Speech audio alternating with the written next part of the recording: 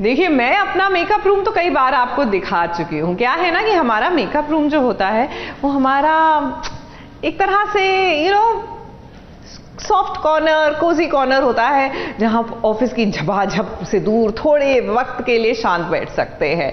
By the way, ऐसा ही होता है टीवी सीरियल्स में, मतलब आर्टिस्ट का मेकअप रूम उनका कोजी कॉर्नर। तो आज आपको राधिका विद्यासागर यानी साइली की, हमारी जो सासू माँ है, उड़ने की आशा वाली, जी हाँ, उनका मेकअप रूम दिखाते हैं।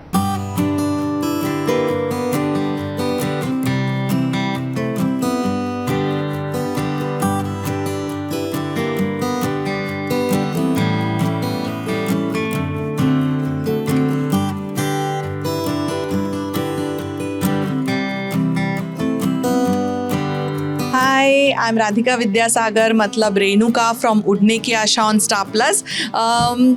वैसे तो मैं सास हूँ, पर मैं दिन भर कहाँ सांस लेती हूँ वो मैं आपको बताती हूँ। Welcome to my room, my makeup room, my second home, मतलब हम लोग यहाँ ही ज़्यादा रहते हैं। तो चलिए, ये ना कटआउट्स थे जो हमारी एक पार्टी के टाइम उन्होंने ऐसे बनाए थे बाहर डेकोर के तौर पे। तो वो इतने अच्छे बने थे कि उन्होंने वहाँ से उठा के हर एक के रूम के बाहर लगा दिए। So this was a very lovely episode और ये बहुत ही अच्छा उसको व्यूअरशिप मिला था। तो ये मेरे अनारकली टाइप ड्रेस में मैं बनी थी, जो भी बाबा की बाइक को, और आजी बोलती है सुन भाई, तो वो लिख के वो सब कटआउट वो सबके रूम में लगाए हैं। तो मेरे भी रूम में ये बहुत बढ़िया सा पोस्टर लगा है।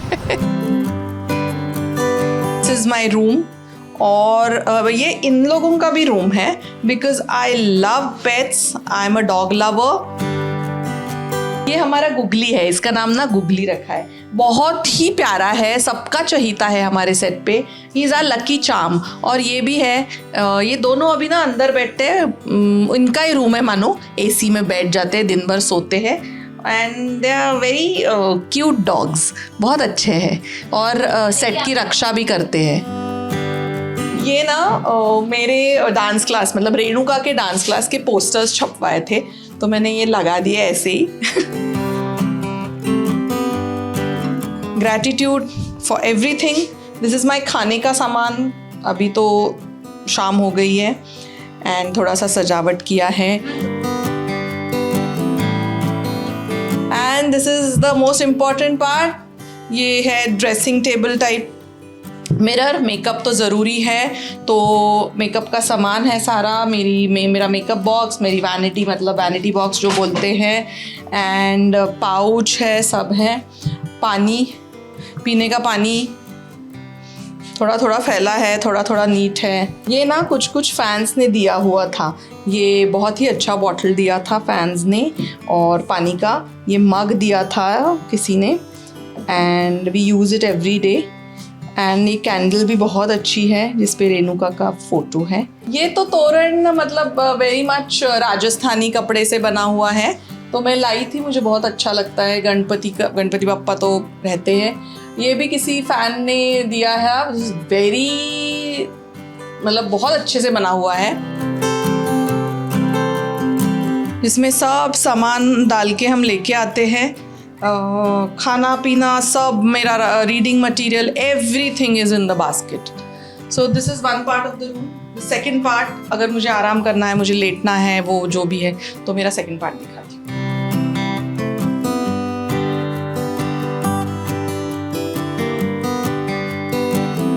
I am very fond of plants, तो मैं घर का एक प्लांट ला के रखी हूँ इधर। It is, I love greenery मेरे आसपास, तो ये प्लांट है। और एक बहुत मज़ेदार बात ये है कि मुझे ही luckily, I was the first one to choose a room, so luckily मुझे एक ट्विन रूम मिला है। तो ये छोटा सा रूम है, उसके अंदर एक दूसरा रूम है, आइए मैं आपको दिखाती हूँ। तो यहाँ मैं पूरी की पूरी रिलैक्स बैठ सकती हूँ, आराम कर सकती हूँ, थोड़ा सा लेट भी सकती हूँ अगर टाइम है तो, पढ़ती हूँ, म्यूज़िक सुनती हूँ। तो एज आई सेड, ये मेरा सेकेंड होम जैसा ही है। थोड़े से पम्पकिन सीड्स, थोड़े ड्राई फ्रूट्स मेरे पास हमेशा रहते हैं। और ये कपूर का लैम्प है जिससे बहुत अच्छी खुशबू आती है। एंड ये थोड़े से लैम्प्स हैं जो मैं आइकिया से लाई थी और बहुत पहले लाई थी, बहुत साल पहले, तो यहाँ उसका यूज़ हो रहा है। तो लैम्प है ये, तो मेरी बेटी के कुछ सॉफ्ट टॉयज थे घर पे, वो भी लाई थी।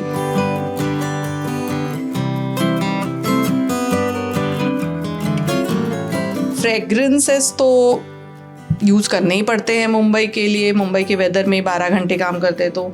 सो मेरी फेवरेट परफ्यूम्स है, मेरे पास बहुत है जो एक मैं हर टाइम लाती रहती हूँ।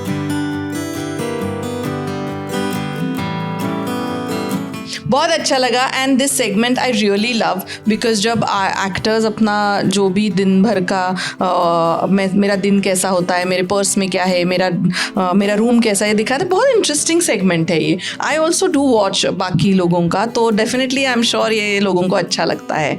एंड थैंक यू सास बहू साजिश, this is really an interesting segment.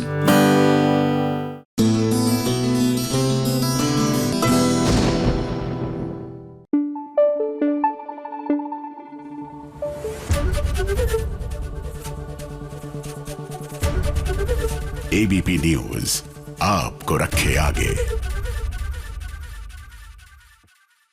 अब वो गाना तो आपने सुना होगा कि रजिया गुंडों में फंस गई। Well that is like the कहानी ऑफ येस्टर ईयर्स। आज के ज़माने में तो हमारे हीरो ही फंसे जा रहे हैं, कम से कम टीवी की दुनिया में तो हमारे हीरो ही फंसते हैं गुंडों की बीच में, और बचाने का काम होता है हीरोइन का। भाई हम बात कर रहे हैं युग और कैरी की।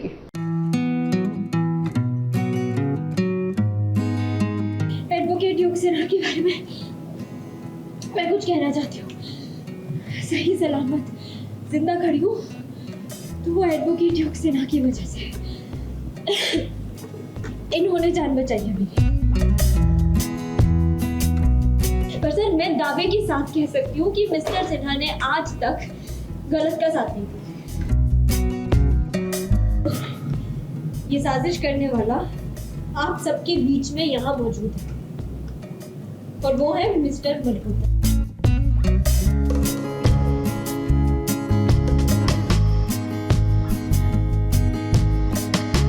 गुंडों से बचकर, मुसीबतों से लड़कर, खुद को बचाते हुए कैरी ने मारी है फुल हीरो स्टाइल एंट्री। देखिए जरा, कैरी को वहां देख युग का तो मुंह खुला का खुला रह गया, और उनसे ज्यादा तो विक्रम हैरान है कि आखिर कैरी वहां तक पहुंची कैसे।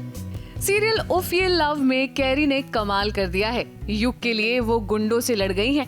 एडवोकेट युग सिन्हा के बारे में मैं कुछ कहना चाहती हूँ।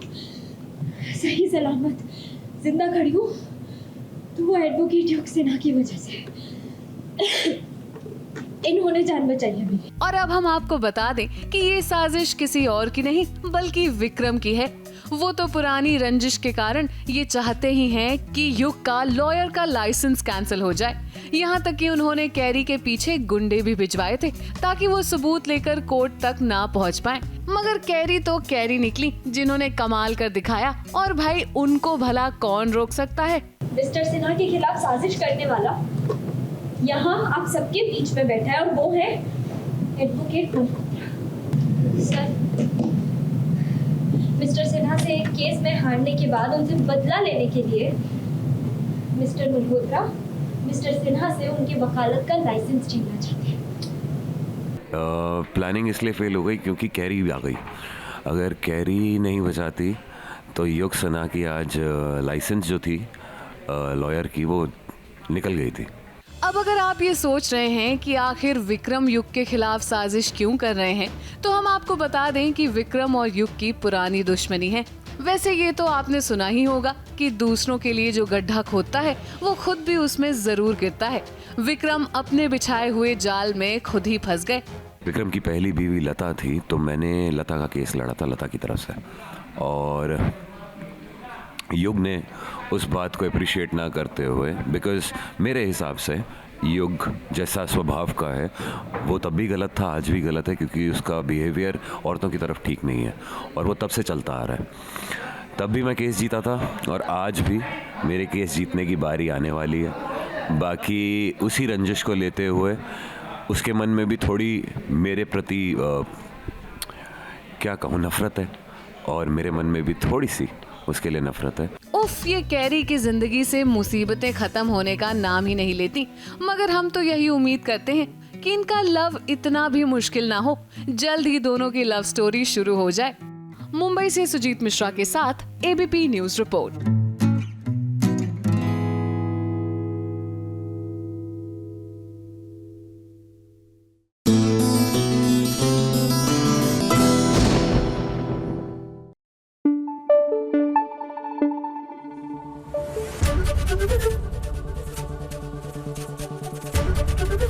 एबीपी न्यूज आपको रखे आगे। भैया ये सीरियल बिना किचन पॉलिटिक्स के आगे तो बढ़ ही नहीं सकते। And that kitchen politics starts on the first day of wedding, यानी कि पहली रसोई के साथ। अब बड़े घर की छोटी बहू हैं ये, और पहली रसोई में जो बुआ जी हैं उन्होंने साजिश का तड़का लगा दिया है।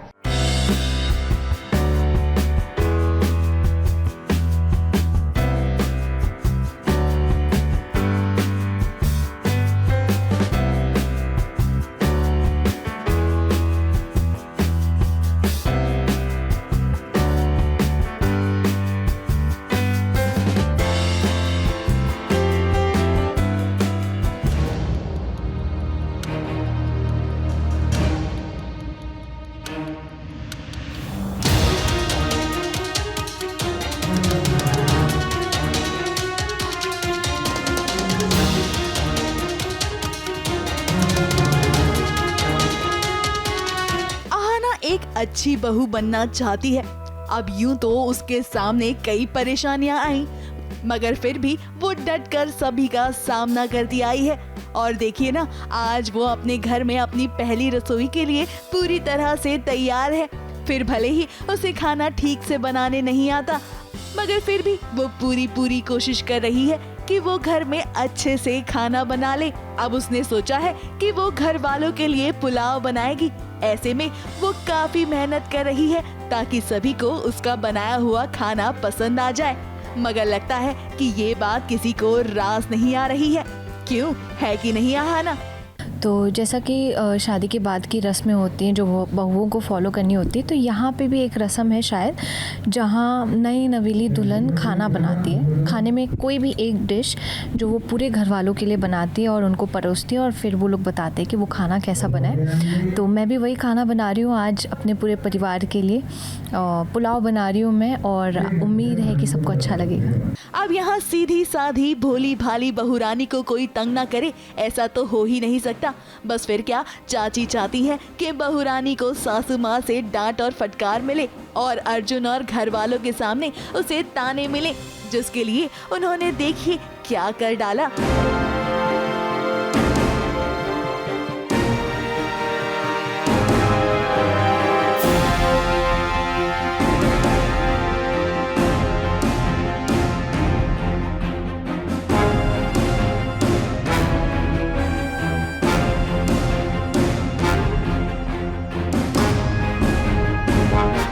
सीन वाइज बताऊं तो शायद जो हमारी चाची और जो बुआ जी हैं, उन्होंने शायद मेरे पुलाव में नमक मिला दिया है, सो डैट जब वो बाकी सब खाएं तो उनको बिल्कुल भी अच्छा ना लगे, सो डैट ड्रामा क्रिएट हो और जहाँ पे सब मुझे बड़ा बुला बोले और यहाँ से निकाल दिया जाए और मैं वापस अपने घर चली जाऊँ। तो इसलिए सारी चाल चली जा रही है। अब बेचारी आहाना ने तो बहुत मेहनत की है खाना बनाने में, मगर लगता है कि चाची जी ये नहीं चाहती हैं कि आहाना को किसी से तारीफ मिले। वो तो चाहती है कि आहाना को घर से बाहर का रास्ता दिखा दिया जाए, और ये बात कहीं ना कहीं आहाना बहुत अच्छे से जानती है। मगर अब वो क्या करती है और कैसे खुद को सभी के सामने प्रूव करती है कि उसने खाना अच्छे से बनाया था, ये देखना वाकई में इंटरेस्टिंग होगा। और क्या इसमें अर्जुन उसका साथ दे पाता है, ये भी देखने वाली बात होगी। मुंबई से सुजीत मिश्रा के साथ एबीपी न्यूज रिपोर्ट।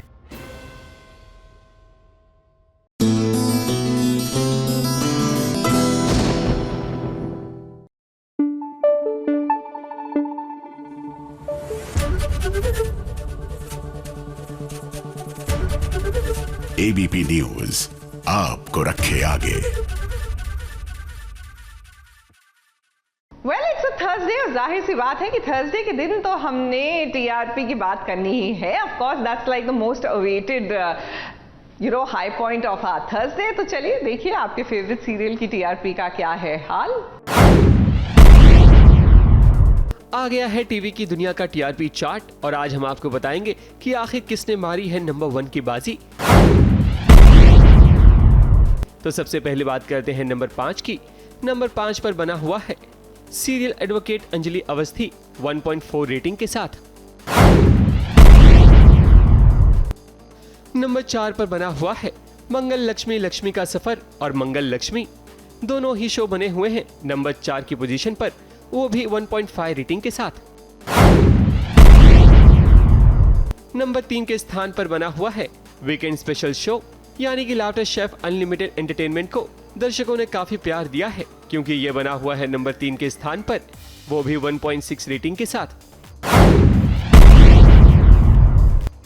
नंबर 2 पर एक नहीं बल्कि 3 सीरियल्स ने जगह बनाई है, क्योंकि सीरियल ये रिश्ता क्या कहलाता है, सीरियल उड़ने की आशा, अनुपमा 2.1 रेटिंग के साथ। और तो और इस बार अनुपमा को बड़ा झटका लगा है। और नंबर 1 की पोजीशन पर बना हुआ है सीरियल तारक मेहता का उल्टा चश्मा 2.3 रेटिंग के साथ। तो ये था पिछले हफ्ते का टीआरपी चार्ट। अगले हफ्ते फिर हाजिर होंगे एक नए टीआरपी चार्ट के साथ। ABP news report.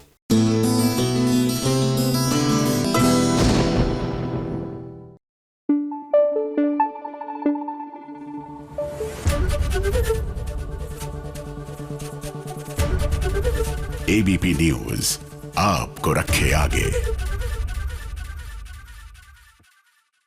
अच्छा, बहुत से रिश्ते जो है ना वो ऑन स्क्रीन एस्टैब्लिश होते हैं, लेकिन वो ऑफ स्क्रीन भी एक जिंदगी भर का बॉन्ड एस्टैब्लिश कर देते हैं। अब देख लीजिए जादू तेरी नज़र में हमारी जो गौरी है और उनका बेटा गोलू। अब ये ऑन स्क्रीन एक माँ और बेटे की बॉन्डिंग तो हमें देखने को मिलती है, लेकिन ऑफ स्क्रीन खुशी और इस नन्हे से बच्चे की कितनी सारी मस्ती होती है, ये आज हम आपको दिखा देते हैं।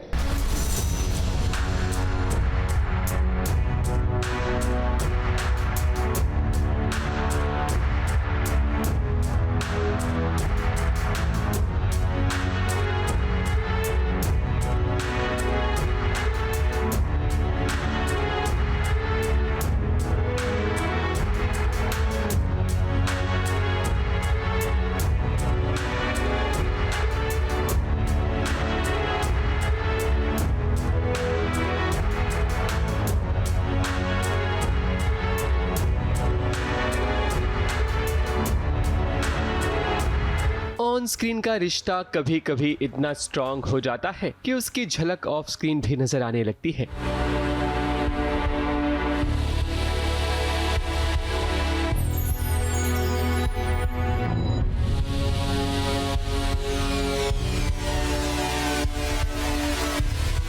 जी हम बात कर रहे हैं सीरियल जादू तेरी नजर की, जहां खुशी दुबे गौरी का किरदार निभा रही हैं। अब कहानी का ट्रैक ये चल रहा है कि गौरी और विहान का एक बच्चा है जिसका नाम गोलू है। गौरी तो अपने गोलू से बेइंतहा प्यार तो करती है, मगर बात करें खुशी की तो ऑफ स्क्रीन भी खुशी और गोलू का रिश्ता बड़ा ही अटूट है।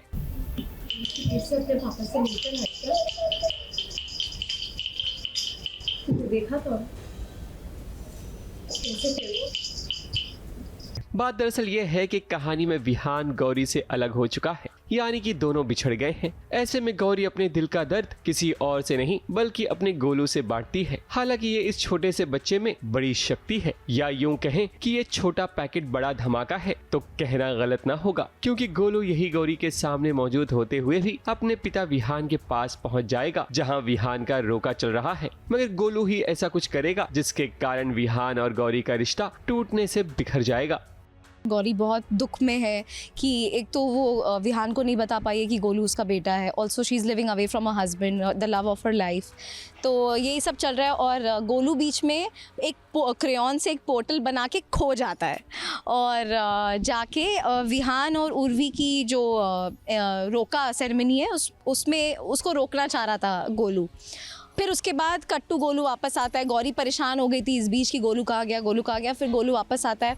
हम गोलू और गौरी की बहुत क्यूट और बहुत इमोशनल सीक्वेंसेस देखेंगे, जहाँ वो गोलू से बात कर रही है, उसको बोल रही है कि तुम यार बोल क्यों नहीं रहे हो, काश तुम पहले ही बात कर ली होती, तुम बहुत इंटेलिजेंट हो, मुझे बताओ ना पापा कैसे हैं। गौरी और गोलू के रिश्ते को नजर ना लगे। और हाँ, गौरी जो सोशल मीडिया पर इतने सारे वीडियो शेयर करती है वो यही गोलू है।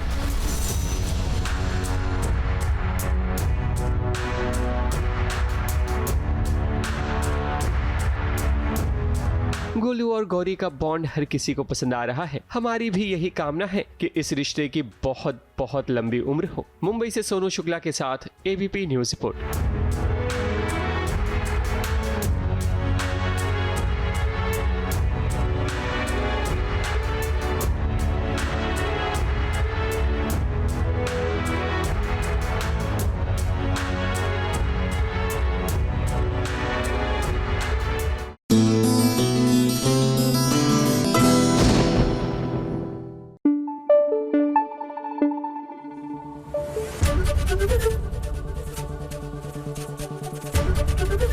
एबीपी न्यूज आपको रखे आगे।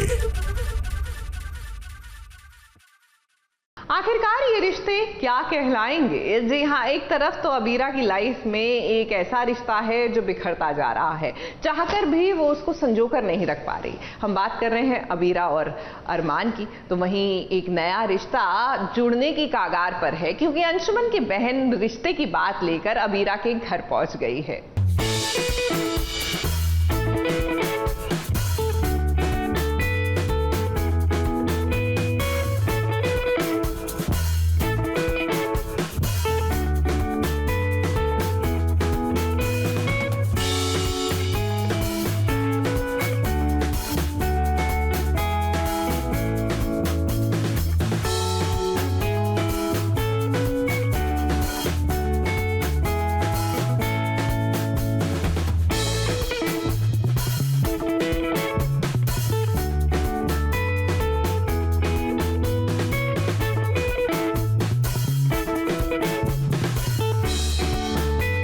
चाहते हुए भी उसे किसी और की दुल्हन बनना मंजूर है।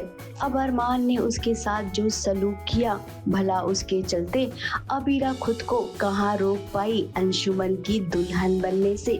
देखिए जरा अबीरा का ये 16 श्रृंगार।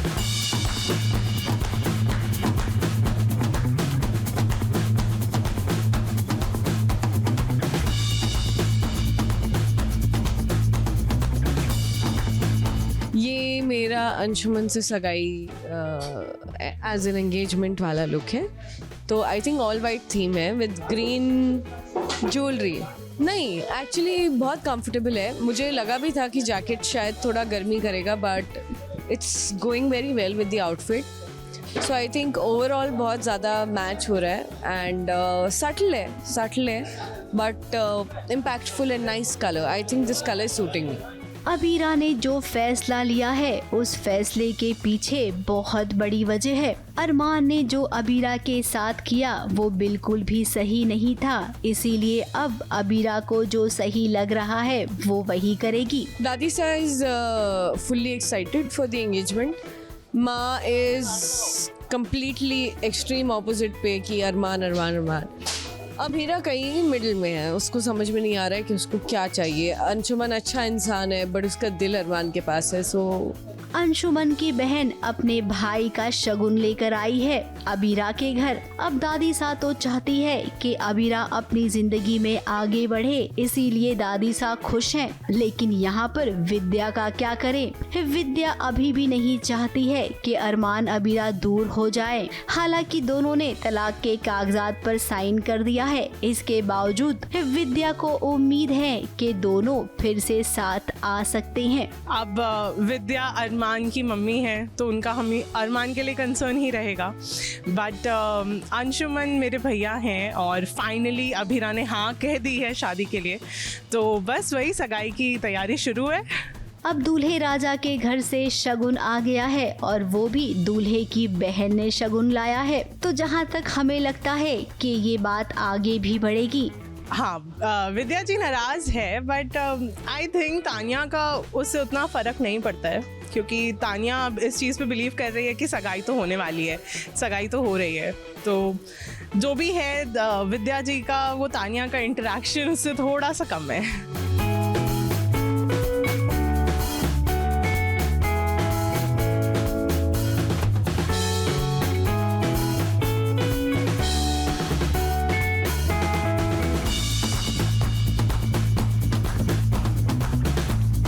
वही अरमान पछता रहा है। अबीरा के साथ उसने जैसा बिहेव किया वो जानबूझकर किया, ये तो हम भी जानते हैं। अरमान और अबीरा की दुविधा फिलहाल अभी के लिए ये दोनों ही समझ सकते हैं। कितनी रात हो गई, अरमान वापस नहीं आया। वो दरवाजे तक जाती है क्योंकि उसको ऐसा एहसास होता है कि अरमान शायद है। जाती है तो वो देखती है वो एक्चुअली है, पर उसकी पीठ है घर की तरफ, और फिर वो टर्न कर जाती है कि कहीं वो उसको देख ना ले, क्योंकि वो वैसे ही उसको बोल चुका है कि हम दोनों का कोई फ्यूचर नहीं है, और अबीरा फिर भी आंसू बहा रही है तो वो छुप जाती है। फिर दोनों ही जो फैसला ले रहे हैं वो किसी न किसी के दबाव में है। न जाने अब इनकी जिंदगी कौन सा रुख लेगी।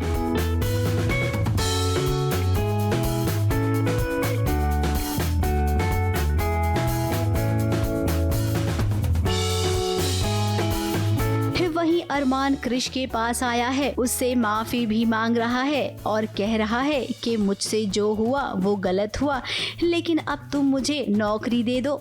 अब अरमान क्या बात कर रहे हो आप? ऐसा तो बिल्कुल नहीं है। कहीं ऐसा तो नहीं कि क्रिश के पास आप आकर कोई ड्रामा कर रही हैं? अंदर ही अंदर आपका प्लान कुछ और हो। जिस तरीके धोखे से क्रिश ने पूरी प्रॉपर्टी अपने नाम कर ली है, वही प्रॉपर्टी आप अबीरा और दादी सा को दोबारा लौटाना चाह रही हो।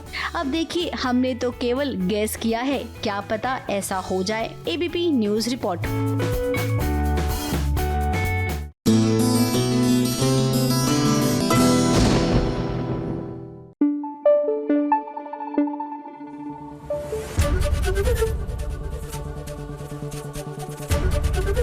एबीपी न्यूज आपको रखे आगे। भाई, मेरी भव्य लाइफ की, भव्या की लाइफ में अगर एनीथिंग इज भव्य, it is the drama in her ससुराल। और अब तो कलेश जो है वो बढ़ता जा रहा है, क्योंकि बुआ सास का ड्रामा जो है वो भी दिन पर दिन 1 नॉच अप होता जा रहा है।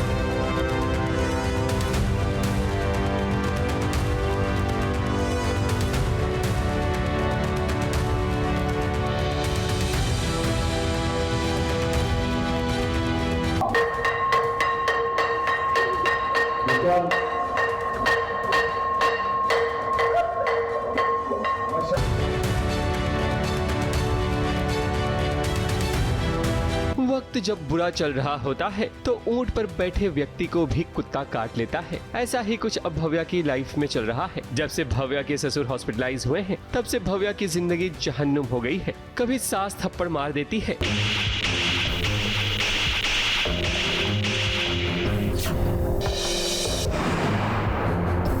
तो कभी बुआ सास हाथ पकड़कर भव्या को घर से बाहर निकाल देना चाहती है। भव्या अपनी सफाई में कुछ भी कह ले, मगर परिवार वालों के साथ साथ रिशांग भी उसे समझने को तैयार नहीं है।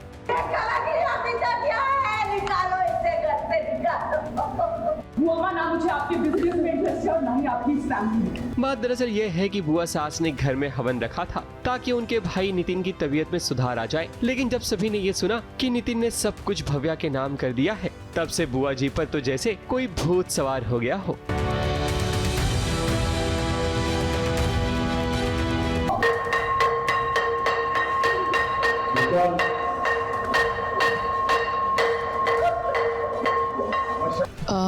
बुआ माँ एक हवन कराती हैं घर में, क्योंकि नितिन ठीक नहीं है, बीमार है, कोमा में है। तो बस उसकी हेल्थ के लिए हम हवन करा रहे होते हैं। उतने में भव्या आ जाती है घर पे लॉयर्स को लेकर, और विल खोली जाती है नितिन की। उसमें पता चलता है कि नितिन ने सारी प्रॉपर्टी भव्या के नाम कर दी है, और बुआ माँ को, साक्षी को, रिशांग को हार्डली कुछ दिया हुआ है। बेसिकली सब कुछ भव्या का हो चुका है अब। तो इस बात से हम सब काफ़ी टेकन अबैक है, शॉक्ड है। और बुआ माँ तो जैसे पगला ही जाती है। वो कुछ उनके लिए तो ऐसा था कि पैरों तले ज़मीन निकल गई उनकी। तो वो भव्या को खींच के ले जाती है स्टोर रूम में, उसे लॉक करती है और कुछ चीज़ें करती है। बुआ सास की इस हरकत पर भी रिशांक बुद्ध बना खड़ा रहता है। भव्या जब ये सब कुछ देखती है तो वकील से कहती है कि सारी प्रॉपर्टी वो रिशांक के नाम कर दे, क्योंकि उसे इस परिवार से कोई लगाव नहीं है। अभी तो परिवार वाले बस ये पता करने की कोशिश कर रहे हैं कि कहीं भव्या ने नितिन को इमोशनली ब्लैकमेल करके ये सब कुछ अपने नाम तो नहीं करवाया। क्योंकि एक वीडियो मैसेज आता है नितिन का, जहां वो कहता है कि सब कुछ बुआ माँ का होना चाहिए और ये बिज़नेस मैं बुआ माँ को सौंपता हूँ। उसके बाद सडनली ये विल खोली जाती है और पता चलता है कि सब कुछ भव्या का हो गया है। अब भव्या के पास जो मौका था वो भी गंवा दिया। मगर अब भव्या के साथ आगे क्या होगा उसकी अपडेट भी हम आपको जल्द बताएंगे, क्योंकि एंटरटेनमेंट जहां तक, SBS वहां तक। मुंबई से प्रिया धावड़े के साथ ABP न्यूज रिपोर्ट।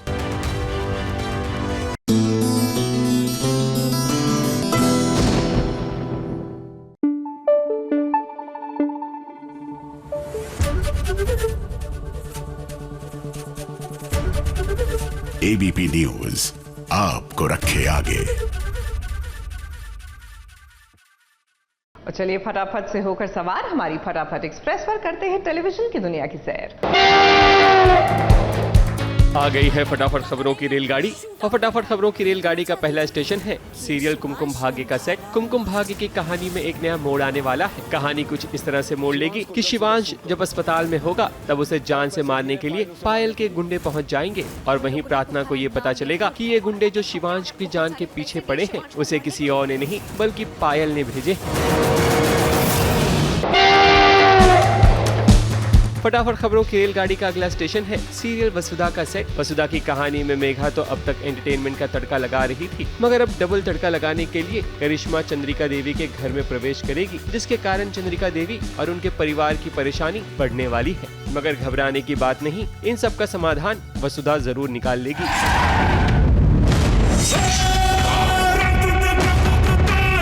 मैं लड़ी, सजा भुगती, पर हारी नहीं। मैं फिर वापस आई हूँ, और इस बार दुगनी ताकत के साथ। सासू मॉम, आई एम बैक।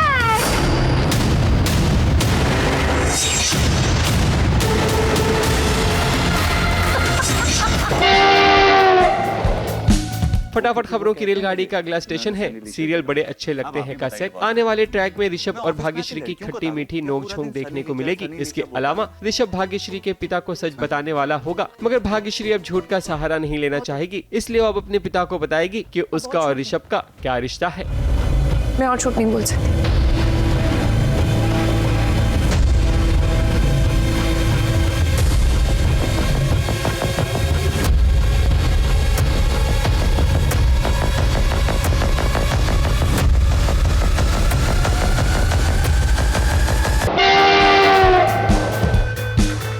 फटाफट खबरों की रेलगाड़ी का अगला स्टेशन है सीरियल पृथ्वीराज चौहान का सेट। पृथ्वीराज चौहान की कहानी में एक बहुत बड़ा ट्विस्ट आने वाला है। पृथ्वीराज चौहान को जब नागार्जुन बंदी बना लेगा तब उन्हें बचाने के लिए उनके पिता जाएंगे, पर वहां ऐसी घटना घटेगी जिसका गुमान किसी को भी नहीं होगा, यानी कि पृथ्वीराज चौहान के सर से पिता का साया उठ जाएगा, जिसके बाद ही तो पृथ्वीराज चौहान की जिम्मेदारी और भी बढ़ जाएगी, वो भी कम उम्र में।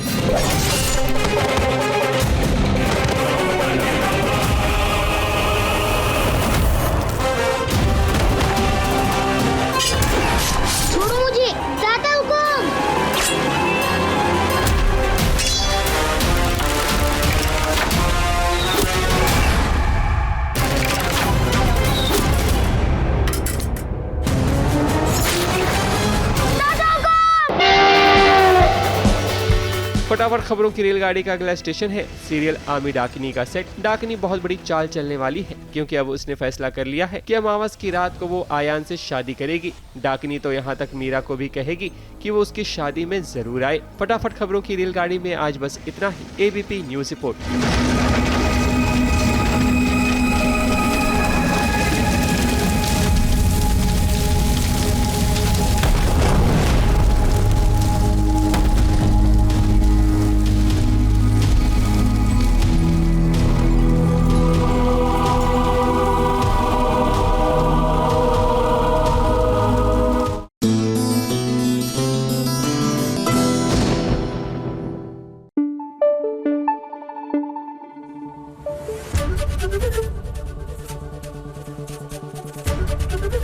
एबीपी न्यूज आपको रखे आगे।